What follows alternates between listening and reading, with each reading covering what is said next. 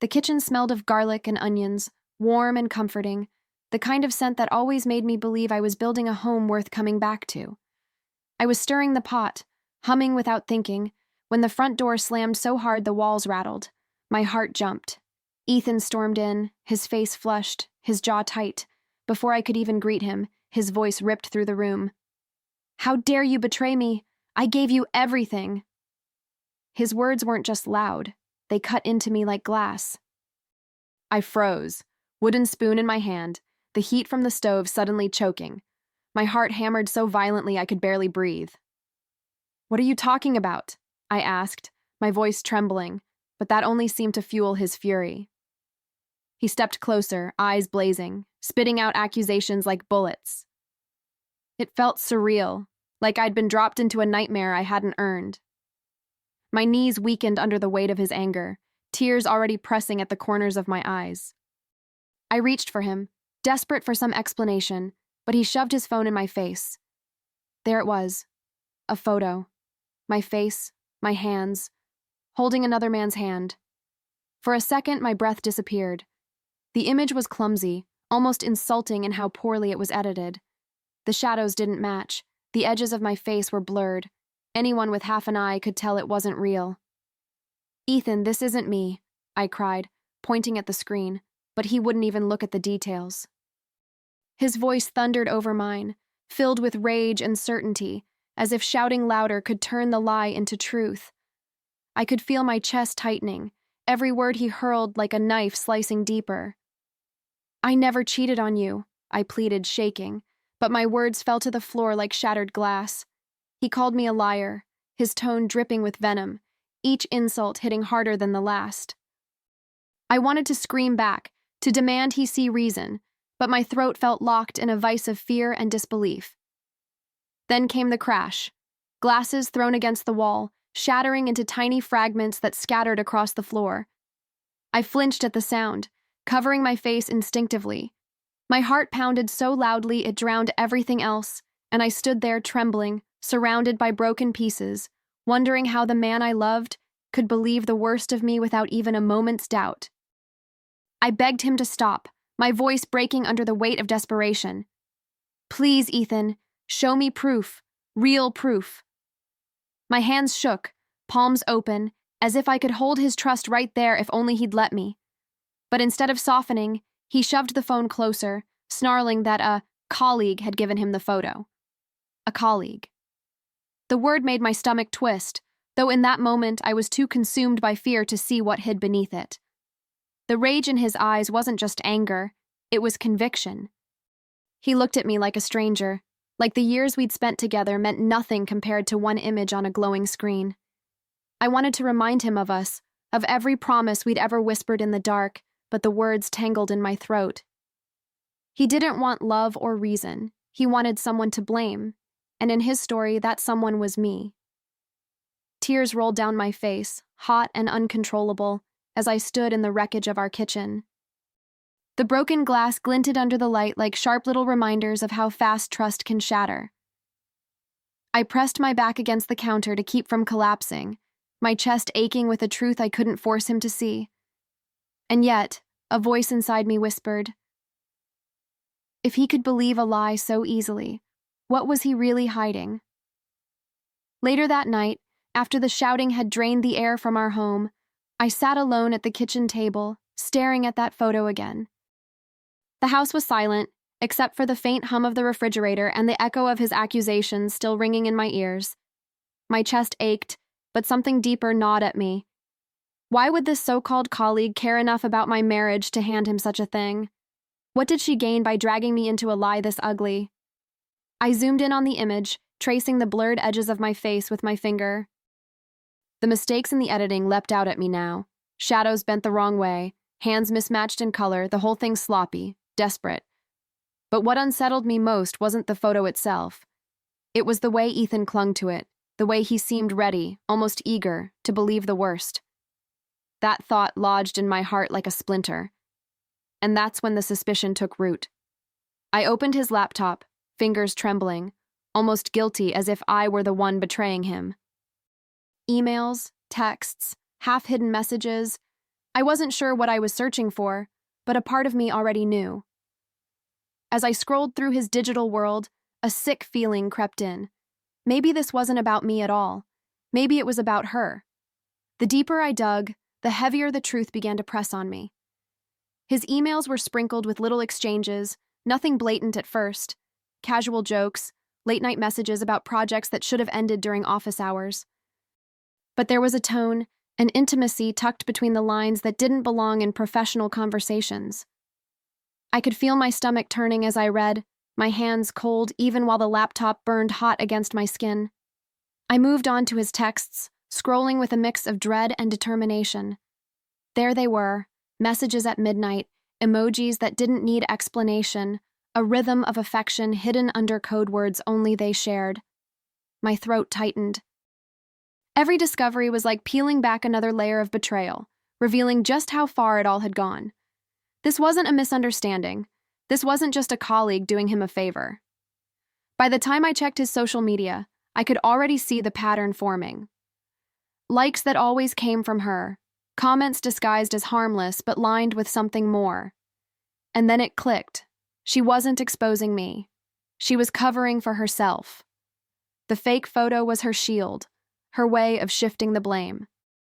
My chest burned, but instead of collapsing under the weight, I felt something shift inside me, pain hardening into resolve. I sat back in the chair, the glow of the laptop screen casting sharp shadows across the room.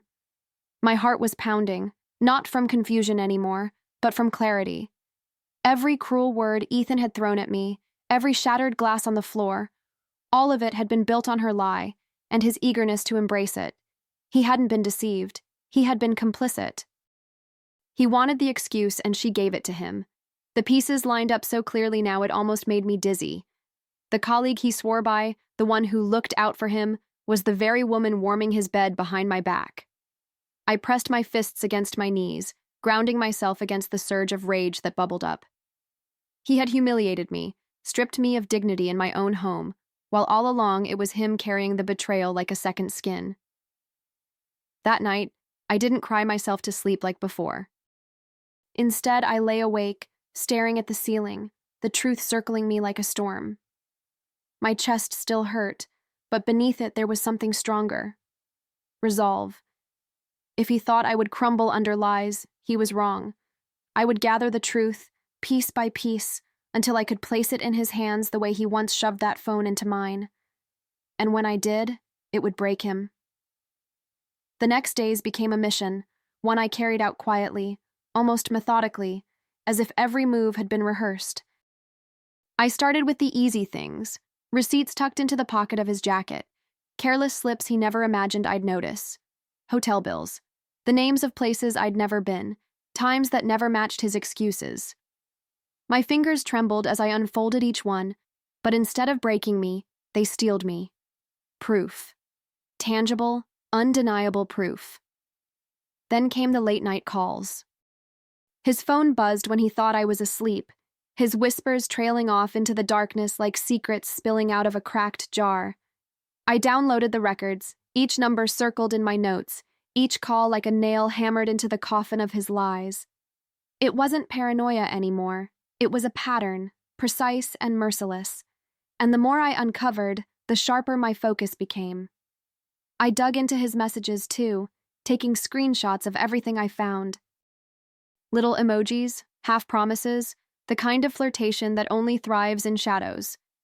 And with each captured line, I felt my own strength rise, pushing past the humiliation he'd drowned me in. He had tried to bury me under a lie, but now I was the one holding the shovel. And I knew exactly what I planned to do with it. The deeper I went, the bolder I became. It wasn't just receipts and messages anymore. It was photographs, carelessly left behind in the cloud he thought was private. I stared at them with a strange calm, her smile pressed against his cheek, their bodies tangled in moments he swore belonged only to me. My chest tightened, but I refused to look away. Every image was another match, and I was building a fire he'd never be able to put out. And then, like fate handing me a final weapon, I found the truth behind the very picture he had used to condemn me. A file buried in her folder, proof of the photo's manipulation. My face cut and pasted into someone else's moment, her fingerprints all over the edit. My hands shook as I saved it, not from despair this time, but from the sheer power of having the lie exposed. She hadn't just tried to humiliate me. She had handed me the rope to hang them both. I gathered everything into a folder, each piece of evidence lined up like soldiers ready for battle. Hotel receipts, screenshots, photos, the doctored image. My mind replayed his words, sharp and cruel, the night he shattered glasses across our floor. "How dare you betray me?" he had screamed. I pressed the folder shut and whispered to myself, almost smiling, "No, Ethan, how dare you?" Each night I replayed his fury in my mind, the spit of his words, the sting of being called a liar in my own kitchen, the sound of glass breaking at my feet. Instead of haunting me, those memories fueled me. Every insult became another reason to dig deeper, another reminder that I wouldn't walk away quietly. If he thought I'd be his scapegoat, he had underestimated the woman he married. I started organizing the evidence with precision, labeling everything, printing copies, backing it up on drives. I wasn't just collecting proof, I was building a weapon, one sharp enough to cut through every denial, every excuse he might dare to throw at me. I imagined the look on his face when he realized the trap he had set for me had been turned, perfectly, against him. And as I slid the last page into the folder, I made myself a silent promise. I wouldn't scream like he had. I wouldn't throw things or crumble to the floor. When the time came, I would be calm, cold, certain. Because real betrayal deserves more than rage. It deserves justice. And I was ready to deliver it in a way he'd never forget. The night I chose to confront him, the house felt strangely still, as if it knew what was about to unfold. I sat in the living room, the folder resting on the coffee table like a silent predator waiting for its prey. My heart beat steadily, not with fear, but with anticipation. I'd rehearsed this moment in my head 100 times, and now it was here. The roles had shifted, and for once, I wasn't the one trembling. When Ethan walked through the door, he carried the same smugness he always wore after work, as if the world existed to bend for him. He tossed his keys onto the counter, loosened his tie, completely unaware that his stage was about to collapse. I didn't move. I let him settle, let him feel comfortable in the illusion that his lies were still safe. My silence filled the room heavier than his presence. Finally I spoke, calm and deliberate. "You once shoved a fake photo in my face and called me a whore," I said, my eyes locked on his. His body froze, the smirk sliding off his lips. I tapped the folder in front of me. "Tonight, I'll return the favor, but with the truth." His jaw tightened, and for the first time in weeks, I saw a flicker of fear in his eyes. I pulled out the first sheet and let it drop onto the table. A hotel receipt, the ink still crisp. Then another, and another. Each one landing with a slap that seemed to echo through the room. Ethan's eyes darted over the papers, his lips parting like he wanted to speak, but nothing came out. I could see the panic blooming in his face, the same face that once glared at me with so much venom. Now it was cracking, piece by piece. Next came the screenshots, his late-night whispers to her, the emojis he thought were clever, the confessions that left no room for denial. I didn't raise my voice. I didn't have to. The silence between us was louder than any scream. "Do you recognize these?" I asked softly, sliding them across. He stuttered, his words tripping over themselves, excuses fumbling out of his mouth like broken glass. But I wasn't finished. I placed the final piece, the doctored photo. "Here's the masterpiece you threw in my face," I said, my voice sharp enough to cut. "And here's the proof it was her who made it." His eyes widened, his skin pale, as if the ground beneath him had finally given way. For once, Ethan was the one cornered, and I was the one holding the truth like a blade. He tried to speak then, his voice stumbling over half-formed excuses. "It's not what it looks like," he muttered, clinging to the same tired line cheaters always seem to believe can save them. I leaned forward, steady, my hands flat against the table. "Don't you dare," I whispered. Don't you dare insult me with lies after you burned this house down with them. His mouth opened, then closed again, the silence choking him harder than my words ever could. I stood, the folder still open between us like a wound he couldn't close. I never cheated on you, not once, but you did, with your so-called colleague. My voice didn't shake. It rang clear, sharp, final. I could see him shrinking beneath it, the realization settling in that this wasn't a fight he could shout his way out of.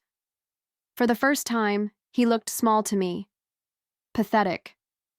He reached out, maybe for my hand, maybe for mercy. I didn't care which. I stepped back, letting his fingers grasp at empty air. You believed a liar over your wife because you were already the liar yourself, I said, my chest rising with a strength I hadn't felt in weeks. And in that moment, I knew the tables weren't just turned. They were overturned, shattered, leaving him in the ruins he created. The next morning, I didn't wait for another argument. My suitcase sat by the door, packed neatly with the essentials, every zipper closed like a final decision. I had already spoken to a lawyer. The divorce papers were in motion, waiting for his signature that wouldn't matter either way. When Ethan woke up and saw me standing there, calm and collected, his face crumpled. He wasn't furious this time. He was desperate. Riley, please, we can fix this, he begged, his voice breaking, his hands outstretched like a man trying to catch water slipping through his fingers. I almost laughed at the irony. The same man who had screamed at me, shattered glasses at my feet, now pleaded as if his tears could wash away the mess he'd made. I didn't yell back. I didn't even raise my voice. I had no need. You wanted to humiliate me, I said softly, my gaze steady on him. Instead, you exposed yourself. His mouth moved again, but I didn't listen. I was already past the point of caring about his excuses. Every word he tried to offer sounded hollow, like the echoes of a man who finally realized he had destroyed the only person who ever stood in his corner. The fallout came faster than I even expected. His family, the ones who had once looked at me with suspicion after his lies, now saw the truth laid bare. The evidence I left behind spoke louder than any defense he could muster. Whispers started circling, first among relatives, then within his workplace. His colleague wasn't just a colleague anymore. She was the scandal attached to his name, the shame he couldn't scrub off no matter how hard he tried. I watched it unfold from a distance, detached, almost clinical. He had built his world on deception, and now every brick was crumbling. The man who once strutted through life so certain of himself was reduced to fragments of gossip and pitying stares. And me? I wasn't broken. I wasn't the abandoned wife painted in that fake photo. I was the one who walked away, carrying dignity where he had none left. There was a certain quiet satisfaction in knowing I didn't need to destroy him. He had done it to himself. All I had to do was pull back the curtain and let the truth breathe. The rest unraveled naturally, like a sweater coming apart with a single tug of thread. And while his world fell, mine was finally opening again. The day I finally left, the sky was gray, the kind of color that usually pressed sadness into your bones. But for me, it felt like freedom. My suitcase rolled across the hardwood floor, wheels clicking softly as I moved toward the door. Ethan stood there calling my name, his voice cracking, but I didn't turn. I'd given him too many chances to see me, and he had chosen blindness every time. I paused only once, my hand on the doorknob, letting the weight of the moment sink in. This wasn't just me leaving a house. This was me reclaiming myself, my peace, my worth. Behind me was a man who had buried us under lies, who mistook my silence for weakness. Ahead of me was a life unchained, one I would walk into with my head high, never needing his validation again. And as the door clicked shut behind me, I felt lighter than I had in years. He could scream, he could beg, he could drown in the mess he'd made. None of it touched me anymore, because in the end, he had thrown.